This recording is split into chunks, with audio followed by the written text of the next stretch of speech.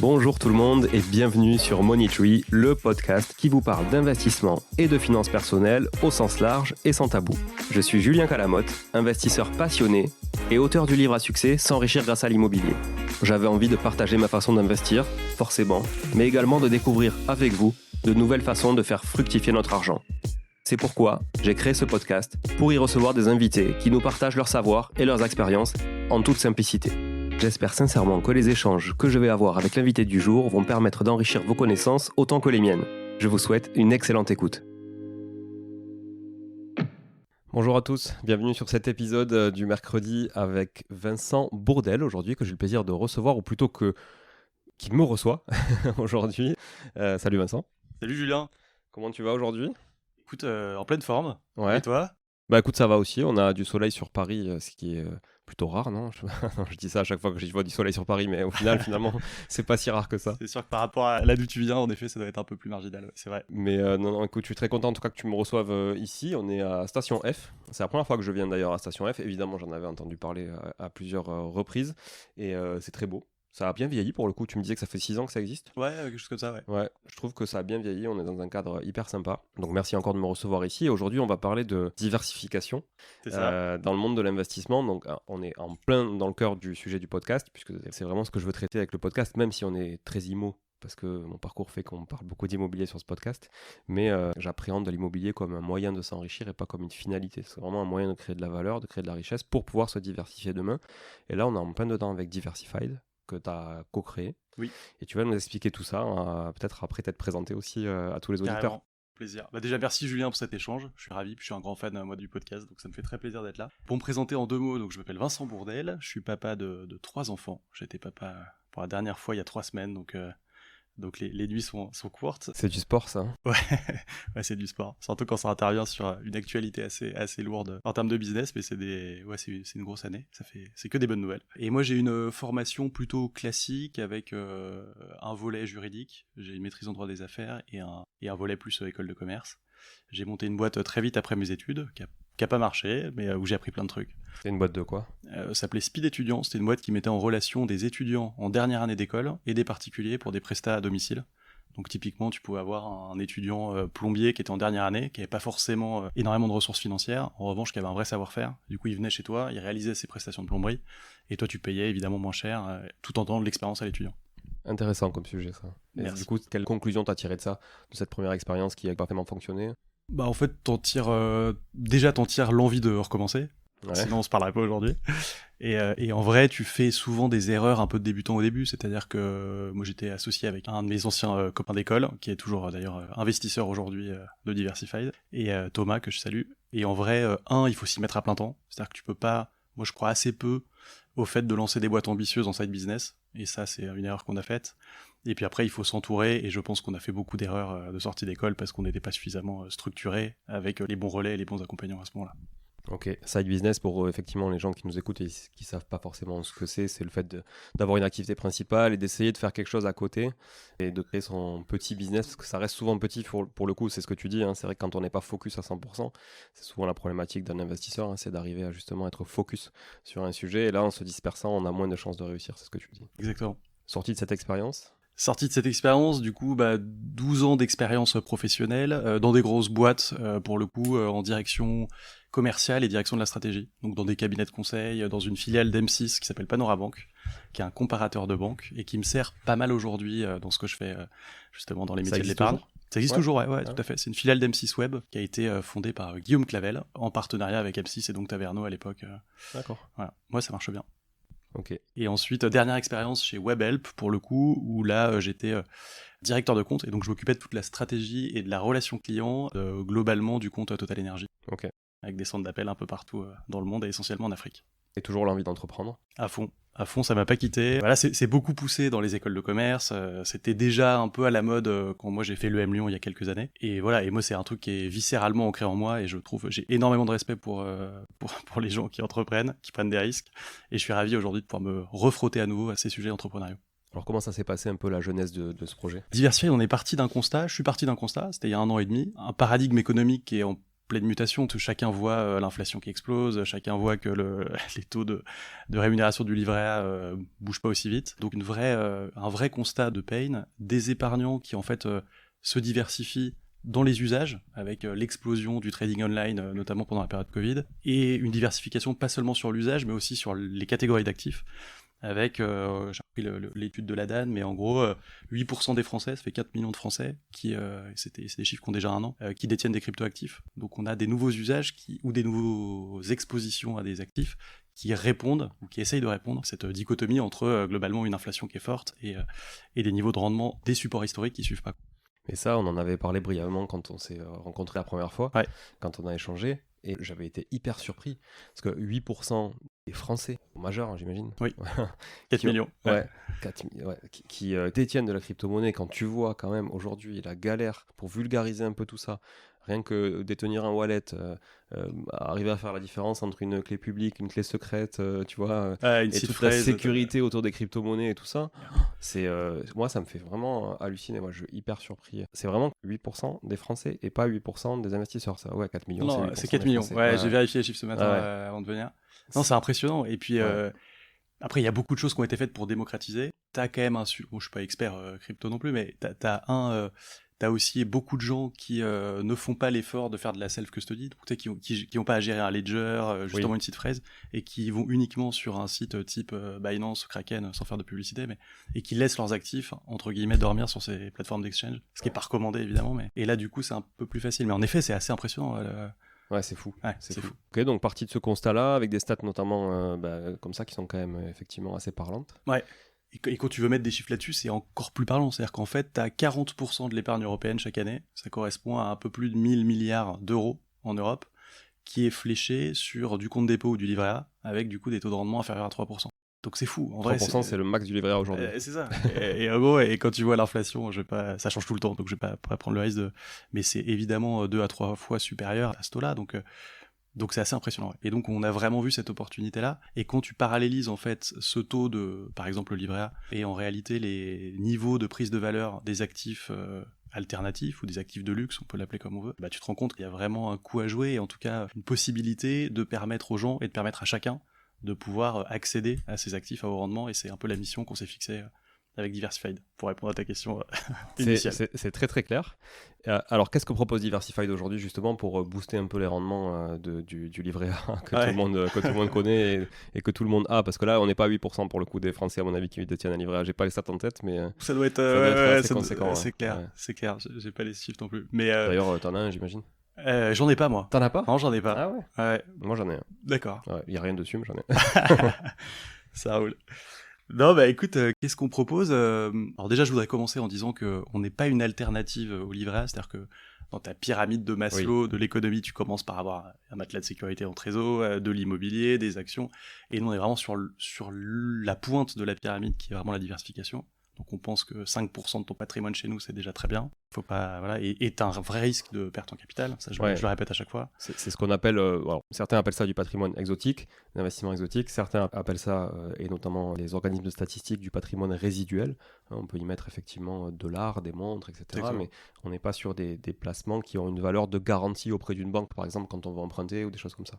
Carrément. Et par ailleurs, et après j'arrête sur la partie disclaimer et avertissement, mais en effet, il y a aussi une question de liquidité qui se passe chez nous. Pour l'instant, tu vas investir sur une durée contractuelle, et donc tu pourras pas sortir avant. Alors c'est des choses qu'on va essayer de faire évoluer au fil des prochains mois, mais en tout cas aujourd'hui, quand tu es client Diversified, tu t'engages sur 3, 4, 5 ans.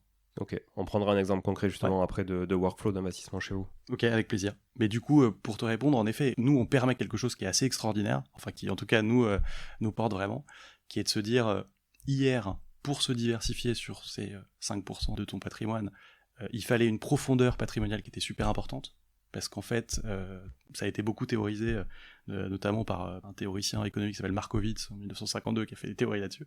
Plus tu es diversifié, plus tu optimises ta balance bénéfice-risque. Et en réalité, sans Diversified, il faut beaucoup d'argent pour pouvoir investir intelligemment sur des beaux actifs en horlogerie, sur des beaux actifs en vin, en spiritueux, même sur le marché de l'art.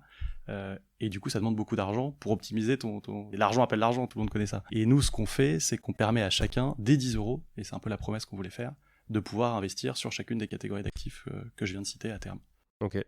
Alors, est-ce que tu peux justement nous citer toutes les catégories d'actifs que vous voulez proposer à terme?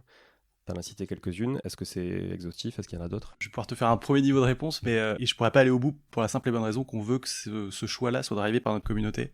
Et c'est un peu la manière aussi dont on voit Diversified dans son évolution, tant en termes de fonctionnalité qu'en termes d'actifs. Mais nous, aujourd'hui, ce qu'il y a en tout cas sur Diversified, c'est du vin avec notre partenaire Patriwine, du whisky écossais d'exception dans des tonneaux vieillis stockés dans les châteaux écossais avec notre partenaire Cask Trade. Et on est également présent sur le secteur de l'horlogerie avec le numéro 1 de la vente d'occasion en France, c'est Crésus, Maximilien Urso que je salue ici. Et donc on est présent sur ces 3 secteurs-là. Demain, on va aller sur les métaux précieux, on va aller sur les voitures de collection, on veut aller sur le lifestyle aussi, on veut s'ouvrir à un public un peu plus féminin. Et quand on voit Lifestyle, c'est quoi? Sac à main, sneakers, tout ça? Quand tu vois la valorisation d'un sac Kelly, c'est incroyable. Il y a vraiment des trucs à faire. Après, il faut qu'on arrive à intégrer ça à notre modèle, qui est hyper effectif en termes de fees. On essaie de faire le truc qui est le moins chargé en fees par rapport à nos concurrents.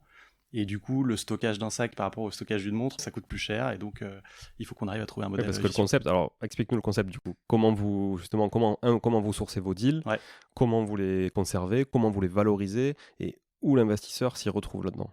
Carrément. J'ai cité les 3 partenaires qu'on avait. C'est eux qui nous sourcent les actifs, qui les authentifient, parce que tu as un vrai sujet d'authentification, de pas avoir de contrefaçon, que l'actif soit pas altéré, qu'il soit en bon état. Donc on a des certifications. C'est eux qui stockent, qui assurent le bien. Donc en fait c'est stocké, typiquement la montre Crésus, aujourd'hui on a une Submariner sur l'application, qui est magnifique, gold, etc. Submariner c'est Rolex? C'est Rolex, ouais.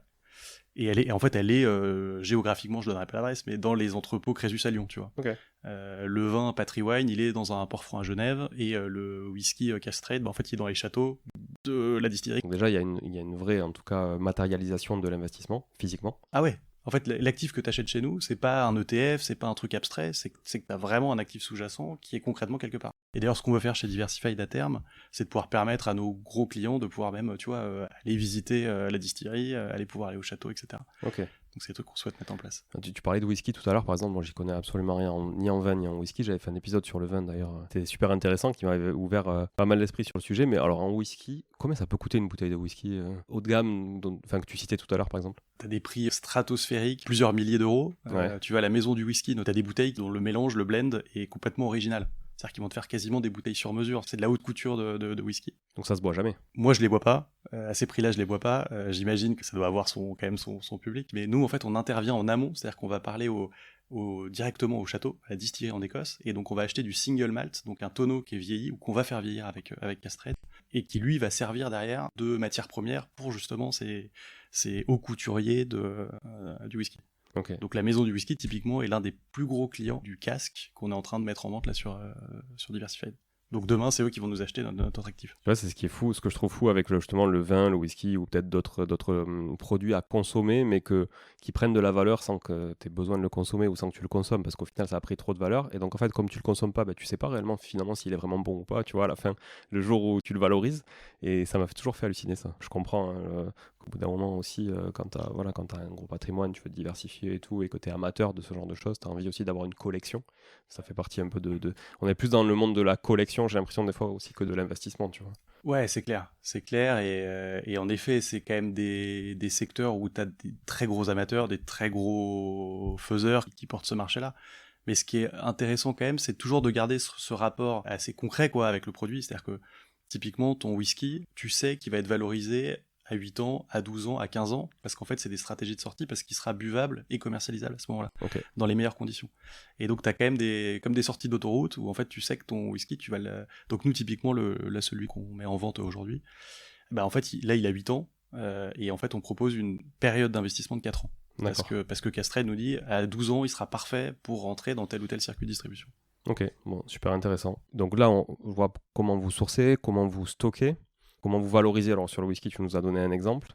Sur une montre, comment vous pouvez valoriser aujourd'hui l'actif et comment vous calculez le TRI de l'investisseur à l'échéance de sortie estimée? Ouais, donc on stocke et on assure aussi en effet chez les partenaires. Ouais, l'un des gros avantages qu'on peut avoir, c'est en effet qu'on arrive à donner un track record de l'actif. Alors pour le whisky, c'est plus compliqué parce que c'est quasiment comme le marché de l'art, c'est-à-dire que chaque tonneau est hyper... En revanche, sur les montres, sur le vin, c'est des choses évidemment qu'on sait très bien faire.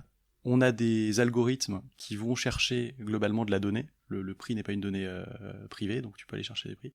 On a des algorithmes qui vont derrière faire ce qu'on appelle des oracles, qui vont donner une estimation du prix basée sur ces données publiques. L'horlogerie et le vin, typiquement, tu as une profondeur de marché et un nombre de transactions par jour qui fait que tu arrives à avoir un prix à peu près homogène. Après, on va les pondérer avec la structure de frais de Diversified et on va proposer du coup un prix, une estimation sur le portfolio de nos clients qui va dire, bah voilà, tu avais acheté ton DeFi à 10 euros au début, le DeFi étant l'unité de mesure chez nous. Aujourd'hui, il vaut plutôt 12, parce qu'en fait, peut-être que le prix a pris 25% et qu'on t'a enlevé tes 5% de fees upfront, et donc ça te donne ton estimation. Et la valeur de ce DeFi, elle est investissement par investissement. Oui. C'est ça. Ouais. C'est pas une monnaie que vous achetez. Non. C'est une unité de mesure. Chaque DeFi à l'introduction coûte 10 euros, quel que soit le support d'actifs. Ok. Et donc, en fonction de l'investissement que tu fais, tu as un DeFi qui peut évoluer à 10 points, un autre à 20 points, un autre, etc. Okay. Ouais. Ça, tu le vois sur l'application, parce qu'aujourd'hui, vous avez tout misé sur une application mobile. C'est ça, le cœur, c'est une application mobile. Ouais. Après, dans la roadmap, on a beaucoup de clients, et notamment des personnes un peu plus seniors, tu vois, qui nous disent, nous, en fait, l'investissement, c'est quelque chose de sérieux, on veut le faire sur desktop. Okay. Et donc c'est quelque chose auquel on réfléchit beaucoup, et je pense qu'on aura dans les prochains mois une version aussi ordinateur et tu vois, et fixe pour justement toucher un public un peu plus large. Ok, donc là vous avez lancé l'application, vous l'avez ouverte au grand public il y a quelques jours, une semaine, 2 semaines? Ouais, début de semaine dernière, donc ça fait 10 jours, c'est tout neuf. C'était le 22 au soir. Ouais, 22 mai. Voilà. Ouais. Donc, quels sont les premiers retours? Est-ce que vous avez vu un petit engouement? Est-ce que vous êtes comment par rapport aux attentes? Ouais, on colle aux attentes. On est content. Ce qu'on se disait tout à l'heure quand je vous ai accueilli, mais en effet, on est content pour 3 raisons, je pense. La première, c'est que l'application tourne bien. C'est quand même toujours un enjeu technique avec des moyens limités, parce qu'on n'est quand même pas aujourd'hui une énorme société encore. Et donc l'appli tourne. Donc bravo à Tuc Dual, notre cofondateur et CTO sur ce sujet. Deuxièmement, des excellents retours des clients. C'est-à-dire qu'ils trouvent que l'interface est plutôt ergo, fonctionne bien, que les actifs sont de qualité. Donc ça, c'est aussi de la satisfaction pour nous. Et la troisième chose, c'est en termes de traction. Ça fait une grosse semaine, 10 jours. On a un peu plus entre 6 et 700 téléchargements. Donc en effet, c'est que le truc est en train de prendre, et on lance la semaine prochaine l'affiliation, donc on va pouvoir parrainer ses proches, et avec évidemment des systèmes, on créditera 10 euros pour le parrain et le filleul, et donc ça va nous permettre encore d'accélérer, mais aujourd'hui on a 25 000 euros à peu près d'actifs qui ont été commercialisés en 10 jours. Ok, c'est quoi les actifs qui vont arriver là dans les semaines qui viennent, pour qu'on puisse se projeter éventuellement dessus? Ouais. Donc on a du whisky qu'on lance aujourd'hui, donc c'est une nouvelle verticale, parce qu'il n'y en avait que 2 jusqu'à présent. Donc on est très content d'avoir les spiritueux. On pense lancer assez vite du rhum aussi avec Cask Trade, parce que c'est un marché, j'en ai assez peu parlé jusqu'à présent, mais c'est un marché quand même qui est en plein essor pour le coup. Les rhums vieux, c'est quelque chose qui marche très bien, avec des très beaux track records. Et après, lifestyle, donc sneakers, sac à main, c'est quand même quelque chose qu'on regarde beaucoup et qui est beaucoup demandé par notre communauté. Ok, je veux bien qu'on prenne un exemple, comme je disais tout à l'heure, d'investissement. Donc, je sais pas, qu'est-ce qu'on pourrait prendre comme exemple? Une montre? Ouais, on a vendu Grand Échezeau de la Romanée Conti qu'on a vendu hier. Donc c'est du vin? C'est du vin. Ouais. Parce que bon, pour ceux qui connaissent pas c'est vrai, ça, je jargonne un peu, peut-être pas, mais okay. Ouais, mais donne-nous l'exemple de cette bouteille là. Quel était le prix? Combien vous avez eu d'investisseurs? C'est quoi le ticket moyen des investisseurs que vous avez dessus, etc. pour qu'on puisse se projeter un peu. Ouais. Écoute, j'ai préparé les chiffres. Parfait. Grand Échezeau, c'était pas du tout synchronisé avant. Non, c'est vrai.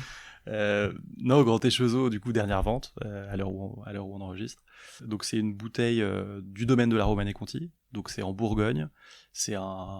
Pour les amateurs de Bourgogne, c'est vraiment un domaine qui est peut-être le plus connu ou le plus prestigieux au monde, avec des bouteilles qui sont très chères. Grand Échezeau, c'est l'une des bouteilles du domaine de la Romanée Conti. Donc il y a 6 bouteilles différentes. On va retrouver la Tâche qu'on a aussi commercialisée. On va retrouver les Échezeaux simplement. Et donc cette bouteille, elle coûtait en 2021 2270 euros. Donc ça, c'est de la donnée qu'on peut retrouver sur des sites comme Idyll Wine par exemple. C'est quand même pas rien pour une bouteille de vin. C'est pas rien, ouais. Tu réfléchis avant de la boire celle-là. Et elle valait en mai 2023, donc globalement un peu moins de 2 ans plus tard, elle valait de 3760 euros. On parle TTC sur les deux montants. Okay. Donc t'as pris 65% en moins de 2 ans, quoi. Ok. Alors ma question, avant de passer sur le workflow, elle est un peu volontairement un peu punchy, mais elle me vient aussi comme ça. Hein. On sort quand même d'une euphorie autour de l'investissement qui est quand même importante. Hein. Post-Covid, on a vu, comme tu le disais tout à l'heure, à juste titre, des gens qui se sont mis au trading. de leur côté, etc. Donc tout ça, ça fait augmenter finalement les rendements de tout le monde, parce qu'en face, il y avait aussi beaucoup d'amateurs qui étaient prêts à acheter à des prix importants des choses qu'ils maîtrisaient beaucoup moins que des professionnels, et donc ça a artificiellement augmenté le marché. C'est la même chose dans l'immobilier, c'est la même chose partout. On sort vraiment, je sais pas si on parle de bulle ou pas, j'aime pas trop ce concept parce que c'est tellement on va dire anecdotique par secteur ou par localité, par exemple pour l'immobilier aussi. Est-ce que tu penses que ces tendances-là, aujourd'hui, elles peuvent perdurer? Elle est bien ta question. C'est hyper dur. Moi, je te rejoins complètement en tout cas sur le constat. Et je pense que ça a été aussi amplifié par les politiques européennes liées au Covid, le quoi qu'il en coûte, etc. Et donc en effet, il y a eu des bulles un peu partout, qu'on a vu en crypto, qu'on voit partout. Dans les actifs qu'on propose, en tout cas, il y a sans parler de bulles non plus, mais tu as des corrections qui ont déjà commencé. Tu vois, sur le marché de l'horlogerie, par exemple, tu as une énorme correction depuis avril dernier. Donc ça fait 1 an que ça chute. Et nous, on voit ça plutôt comme en tout cas, c'est notre conviction, même si on fait pas de conseil en investissement, mais notre conviction quand même, c'est que c'est le meilleur moment d'acheter, c'est quand en fait ta courbe, elle commence à baisser. Sur le vin, en effet, c'est pas encore le cas. Et nous, ce qu'on essaye de faire, c'est faire de l'éducation aussi sur notre site. Quand tu regardes la documentation légale de Diversified, on explique aux gens que sur une échelle de 0 à 7, nous on est à 7. C'est-à-dire qu'on est hyper risqué sur toutes nos catégories d'actifs. Donc ça c'est important. Et après, on essaye aussi d'aiguiller nos clients en disant l'horlogerie c'est plus risqué que le vin. Théorique, le vin c'est utilisé tout à l'heure, mais normalement c'est un produit qui prend de la valeur avec le temps. Théoriquement, même si en effet t'as de la volatilité, l'horlogerie c'est beaucoup plus spéculatif et erratique quand tu regardes les courbes en effet. Ouais, justement ce matin je regardais effectivement quelques stats sur quelques modèles de Patek Philippe, d'Audemars Piguet et de Rolex qui effectivement avaient perdu 30 à 40 points, donc c'est effectivement plutôt le moment d'acheter quand ça perd 30 ou 40 points que d'acheter il y a quelques mois effectivement et de prendre cette perte. Ok, merci pour ta réponse, en tout cas ça répond en tout cas cool à mon questionnement. Ok, donc la bouteille de vin Romanée Conti, valorisation, donc du coup une bouteille qui a pris pas mal en 2 ans. Aujourd'hui vous l'avez commercialisée à combien et vous pensez la sortir à combien dans combien de temps? Nous on l'a très bien acheté, donc on l'a commercialisé, je n'ai pas le prix en tête, mais en dessous du prix du marché, donc on était bien positionné sur cette bouteille. Okay. Ce qui fait qu'en fait quand tu l'achetais directement dans l'estimation de ton portfolio, tu avais déjà en fait une estimation qui était plus haute. Plus-value virtuelle du fait du marché actuel. Exact. Donc ça c'est cool. Et puis pour répondre, tu me parlais aussi de combien d'investisseurs, etc. Nous on constate en fait que le panier moyen chez nous c'est à peu près 250 €, ce qui correspond en vrai à des tendances assez... Alors je vais pas donner les paniers moyens de concurrents ou de gens qui nous ressemblent, mais en tout cas c'est assez classique dans le secteur. Donc on colle à peu près à ce qu'on avait modélisé. Et donc si on fait une rapide division, imaginons qu'on a mis la bouteille à environ à 3000, que tu as 250 €, tu peux faire le truc. 12 personnes quoi. Ouais. Okay. Voilà. Okay. Et après, en effet, pour aller au bout peut-être du workflow, donc tu as ton nombre de DeFi que tu as acheté, avec du coup les 5% d'upfront qui sont la rémunération de Diversified, et tu vas avoir cette valorisation qui va bouger dans ton portfolio. Alors régulièrement, sur le vin, je crois que c'est toutes les semaines, tu vas avoir une mise à jour. Donc vous, votre rémunération, elle est de 5% à l'acquisition? Oui. C'est ça? Ouais. À la sortie, est-ce que vous avez aussi une rémunération sur la plus-value qui va être faite? Non. Non. Okay. En fait, on a fait un choix assez fort par rapport à nos concurrents. C'est que souvent, on a des concurrents qui font des frais très faibles à l'entrée. Je ne citerai pas de nom non plus, mais et après, par contre, tu as des management fees annualisés qui sont super élevés. Okay. Donc en fait, ils te chargent la mule, ça va jusqu'à 4% de frais annuels. Okay. Et donc en fait, en fonction de l'encours. Enfin, 4% c'est sur l'encours. Ouais, tout à fait. Ouais, sur la valo du truc. Et en fait, c'est très élevé parce que quand tu regardes sur une période de 5 ans, forcément, tu te fais exploser à la sortie. Et donc ce qu'on a essayé de montrer sur le site notamment, c'est justement de faire ce comparatif-là et on essaye d'éduquer en disant 5% ça peut paraître énorme, mais en fait derrière nous on facture 1% par an. Ouais. Et c'est même pas pour nous, en fait c'est quasiment de l'ad cost parce que c'est ce que nous coûte à peu près le stockage et l'assurance des biens. Okay. Et pour répondre à ta question très directement, non, il n'y a pas de rémunération diversifiée lors de la revente de l'actif. En revanche, s'il y a des frais liés à cette revente, parce que tu vas sur le marché des professionnels, etc., là ça viendra gréver forcément le prix de revente. Mais on a des circuits qui font que c'est complètement maîtrisé. Mais il n'y aura aucune rémunération pour Diversified. Et ça, là c'est plus une question à l'entrepreneur que par rapport aux produits d'investissement et aux services que vous proposez, mais c'est viable sur un modèle économique, 5% à l'entrée? Ouais, oui, c'est viable. Et on a réussi, heureusement, à convaincre quand même des investisseurs là-dessus. Mais en effet, il y a un vrai sujet de scalabilité. C'est-à-dire que c'est viable si jamais tu as suffisamment de volume sur la plateforme pour que tes coûts fixes, parce que tu as forcément des coûts de salaire, des coûts de juridique aussi importants, et que ça puisse être absorbé. Donc c'est important, mais en effet, on pense que le break-even, c'est-à-dire le moment où on va être rentable chez Diversified, c'est courant 2025. En 2025, parce que vous aurez un nombre de deals réguliers qui on sera aura une taille suffisamment... critique qui sera suffisante. Ok. Et on compte beaucoup aussi sur le taux de réachat. C'est-à-dire que si on est bon, nos clients vont pas venir sur un one-shot, un investissement. Oui. Si on arrive à suffisamment bien les cibler et à leur pousser les actifs qu'ils veulent, et ben en fait ils vont racheter, et avec moins de clients, tu arrives à faire tourner plus d'invest. Après, ça rejoint aussi effectivement l'importance de se diversifier au sein même de la diversification. Ce que je disais d'ailleurs dans un podcast au niveau de l'art aussi, l'art, ça reste un outil de diversification. Le vin, ça peut en être un, mais au sein du vin, il faut aussi acheter plusieurs domaines, il faut aussi acheter plusieurs bouteilles, etc. Ça fait référence à Matisse et à François Carbone. Hyper intéressant cet épisode. Merci, c'était cool. En fait, c'est surtout... ils proposent la même chose que vous au final, hein, sauf qu'ils sont très, très, très niche art, enfin niche... C'est quand ils sont même hyper spécialisés. C'est quand même une niche assez importante aussi, compte tenu des valeurs, surtout. Mais oui, donc effectivement, et vous êtes beaucoup plus éclaté en termes de niche, mais ça reste justement plus diversifié. Effectivement, une fois que tu as adopté une appli et que tu as l'habitude de te servir de cette appli, c'est quand même plus simple de rester autour de cet écosystème, et donc ça peut faire le succès de votre modèle à terme, quoi. Ok. Bon, ça c'est très intéressant. Alors, c'est quoi les perspectives justement de plus-value pour moi qui ai mis 100 € par exemple sur cette bouteille? Alors nous, on essaye d'estimer en effet une prise de valeur annualisée, qui est une prise de valeur brute. Cette estimation, honnêtement, il faut la prendre avec du recul, hein, c'est ce qu'on dit tout le temps. En fait, on la fixe en regardant 3 choses. La première, c'est l'historique de l'actif, même si les performances passées présagent pas des performances à venir. La deuxième, c'est qu'on regarde l'état du marché. Est-ce que, je sais pas, je vais dire une bêtise, mais on parlait de Rolex tout à l'heure, est-ce qu'ils ont prévu d'augmenter leur production, quelle est la demande des marchés émergents, est-ce que ce modèle-là, il va s'arrêter, et du coup ça va créer un effet de rareté à court terme. Donc c'est beaucoup de choses qu'on regarde. Et la troisième chose, qui est presque la plus importante, c'est qu'on se base beaucoup sur l'avis de nos partenaires. C'est-à-dire que notamment, je peux en parler des montres, Crésus va avoir quand même une vision d'expert. Alors, encore une fois, c'est évidemment non engageant, mais en tout cas, c'est en regardant ces 3 éléments-là qu'on va pouvoir estimer une prise de valeur annualisée, même si, encore une fois, c'est absolument pas un engagement, et on est bien estimé partout. Oui. Non, mais après, on a l'habitude sur le podcast, effectivement, on parle toujours d'hypothèses, et jamais c'est clair, jamais de certitude. Cool. Ça, c'est normal. Non, mais je pense qu'en plus, tous les auditeurs qui nous écoutent sont assez conscients de ça, et puis c'est vrai qu'on le répète souvent. Tu as fait beaucoup de disclaimers aussi au départ, on le répète souvent. Nous, on incite personne à le faire, on découvre ensemble des outils, des opportunités éventuelles d'investissement, mais c'est tout. D'ailleurs, moi, c'est pas mon métier aujourd'hui de conseiller à l'investissement, très clairement, mais par contre, c'est mon métier d'être curieux et de faire découvrir ce qui peut exister sur le marché. Donc, tu parles de partenaires, hein, tu cites notamment Crésus sur la partie montre.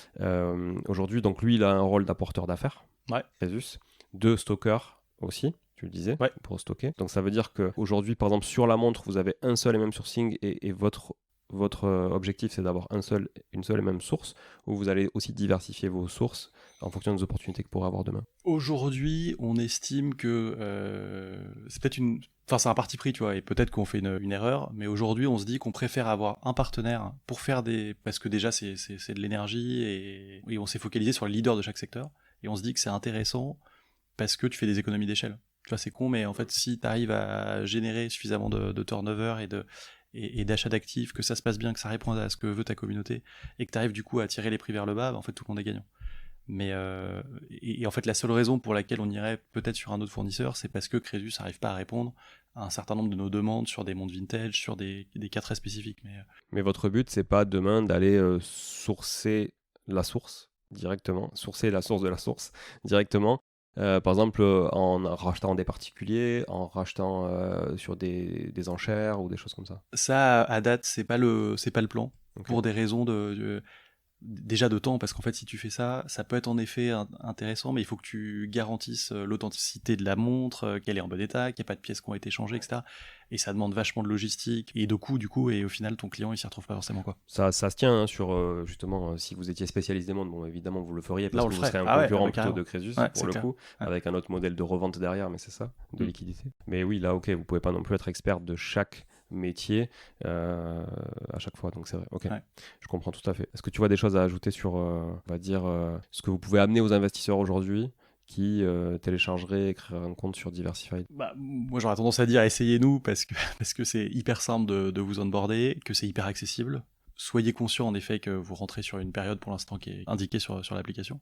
Mais aujourd'hui, on est quand même le moyen le plus simple et le plus en effet accessible pour pouvoir se diversifier et pour pouvoir rentrer directement sur plusieurs catégories d'actifs. Et ça, moi, je pense que c'est hyper puissant dans une recherche d'optimisation du bénéfice-risque.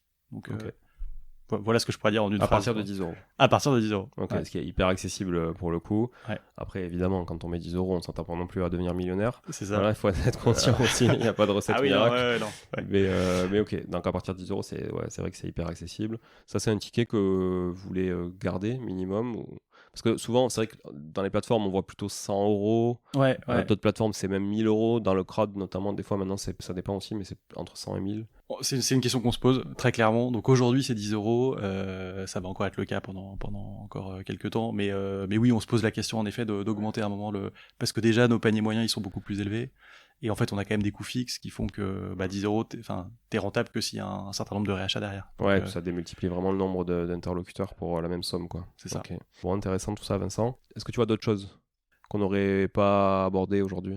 Peut-être un point, parce qu'on parle beaucoup de liquidité, et c'est quand même un truc super important quand tu investis.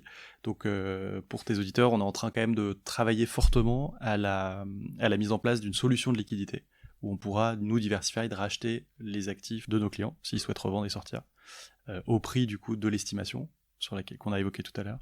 Et donc ça, c'est un des sujets qui va nous animer là sur la fin d'année, et qu'on pense être un vrai game changer, parce que c'est encore une fois quelque chose que personne ne fait, donc on bosse fort dessus. Donc ça veut dire que si j'achète aujourd'hui 30% de la bouteille de whisky que vous allez commercialiser là ce jour, bon, je suis pas maître de la sortie, parce que c'est vous qui déciderez, ou la communauté aussi, parce que tu avais l'air de dire que peut-être la communauté aussi avait intérêt demain à vous apporter des choses. Mais en tout cas, là, vous avez prévu 4 ans, donc, sur cette bouteille-là, en l'occurrence. Donc, on sait que là, alors pour le coup, c'est un peu particulier. J'ai pris le mauvais exemple, parce que là, on sait qu'on a 4 ans et qu'on est engagé pour 4 ans. Mais une bouteille de vin, par exemple, vous savez peut-être pas quand est-ce que vous allez la vendre. Une montre, ça va peut-être dépendre du marché aussi et des bonnes opportunités de revente. Ouais, alors en vrai, tu as quand même une durée d'investissement pour chaque catégorie d'actifs, et qu'on a décidé avec nos partenaires, parce qu'on pense que c'est la bonne donc durée. elle est quand même... Elle est cadrée tout le temps. Ah, ok. En théorie, en fait, contractuellement, on pourrait dire à notre communauté, là, ça a pris énormément de valeur en un an, est-ce que vous voulez revendre ? Mais en termes de gestion dans la vraie vie, ça veut dire qu'il faut que tout le monde soit d'accord. Vu les tickets d'entrée qu'on a évoqués, c'est assez compliqué de faire des consensus là-dessus. Ouais, ok. Donc vous, ça veut dire que là, on va dire que le rachat éventuel de parts, donc comment tu l'appelles, Defied ? Defied, ouais. Le rachat éventuel de Defied auprès de l'investisseur, il est plus pour combler le manque de liquidité que l'incertitude d'échéance de sortie, quoi. Exact. Ok. Donc ça, c'est intéressant aussi parce qu'effectivement, il y a peu de boîtes qui le proposent. Et souvent, quand on a besoin de récupérer des liquidités, alors bon, si c'est 10 euros, je pense que les gens vont pas vous embêter, mais il y en a certains qui vont investir beaucoup plus et qui pourraient être obligés de les récupérer. Ok, ça, c'est intéressant. C'est quoi vos circuits tu vois, les questions me viennent après. C'est quoi vos circuits, justement, de sortie des investissements ? Est-ce que c'est les mêmes qu'à l'entrée ou est-ce que vous allez, vous, directement pouvoir, je sais pas moi, vendre à un particulier, un collectionneur, un investisseur professionnel ? Avec tous nos partenaires, on a une solution de sortie chez eux. Ça, c'est hyper rassurant pour nous parce qu'on se dit, en fait, on a 6 mois contractuellement, suite à la fin de la période d'investissement qu'on évoquait, on a 6 mois pour revendre le bien. Nous, l'objectif, c'est évidemment de leur vendre au meilleur prix. Donc nos partenaires, ils sont tous en capacité de nous racheter les biens, parfois avec des frais pas énormes, parfois sans frais, ça dépend. Mais nous, comme on est propriétaire, on pourrait les revendre en fait sur d'autres circuits. Donc en fait, on est de toute façon une solution de revente, et si on trouve une solution qui est plus optimisée, qui est moins chère, où il y a moins de frais, avec un meilleur prix, on s'interdit pas de le faire. Ok, mais il n'y a pas d'engagement ou de deal de rachat d'avance avec un prix plancher ou non, ça. Non. Pas, okay. Et puis en fait, ça nous appartient, donc en vrai, on fait ce qu'on veut, quoi. Ok, bon, très clair. Comment on peut justement connaître l'appli, en savoir plus, te contacter éventuellement d'ailleurs ? LinkedIn, moi je réponds à tous les messages, donc n'hésitez pas. Et sur le site, on essaie. Sur LinkedIn, c'est Vincent Bourdelle. C'est Vincent Bourdelle. C'est facile. Et c'est comme le port salut. Voilà. Et sur tout ce que je viens d'expliquer, j'espère de manière assez claire, vous retrouverez beaucoup de choses sur le site diversified.fi comme finance, où là on explique tout ça, et vous avez évidemment le lien vers l'application que je vous encourage fortement à télécharger. Ok, merci beaucoup Vincent pour tous ces échanges. Merci Julien. Merci encore à tous aussi d'être là chaque semaine pour découvrir un nouvel invité, des nouvelles opportunités d'investissement. Encore une fois qu'on ne conseille pas toujours, mais voilà, on n'est pas là pour ça. Mais en tout cas pour vous les faire découvrir. Je vous donne rendez-vous dimanche pour une capsule pour traiter un sujet beaucoup plus spécifique et technique en duo ou en solo. Et je vous remercie aussi à tous ceux qui laissent des avis 5 étoiles sur Apple Podcast. J'espère que tu vas en laisser un, Vincent. T'as un iPhone ou pas ? Ouais. Bon, on va le faire ensemble alors. Non, c'est important, non, vraiment merci. Je remercie tout le monde de faire ça parce que ça nous aide. Aujourd'hui, voilà, grâce à vous, on consolide quand même une belle visibilité dans le monde des podcasts de l'investissement en France. Et c'est très très important. C'est grâce à des invités comme Vincent, évidemment, mais c'est grâce aussi à tous les auditeurs qui sont fidèles chaque semaine. Donc faites-le, ça vous prendra 2 minutes, c'est très important. Et partagez cet épisode autour de vous pour faire connaître Diversified au plus grand nombre. Et à partir de 10 €, le risque, franchement, est quand même à prendre pour tester l'application. Voilà, merci beaucoup encore. À très vite. Ciao, ciao. Salut Julien. Bon, si vous êtes là, c'est que vous avez écouté jusqu'au bout et a priori, l'épisode vous a plu. Si c'est bien le cas, n'hésitez pas à le partager autour de vous. Notez ce podcast sur Apple Podcast et Spotify en laissant un commentaire 5 étoiles. Je ne vous le répéterai jamais assez, mais c'est grâce à vous que ce podcast vit aujourd'hui et peut continuer de vivre en vous proposant un contenu toujours plus qualitatif. Merci encore, je vous retrouve très vite sur un nouvel épisode de Money Tree. En attendant, je vous souhaite la meilleure des réussites dans vos projets et un bon enrichissement. À très bientôt.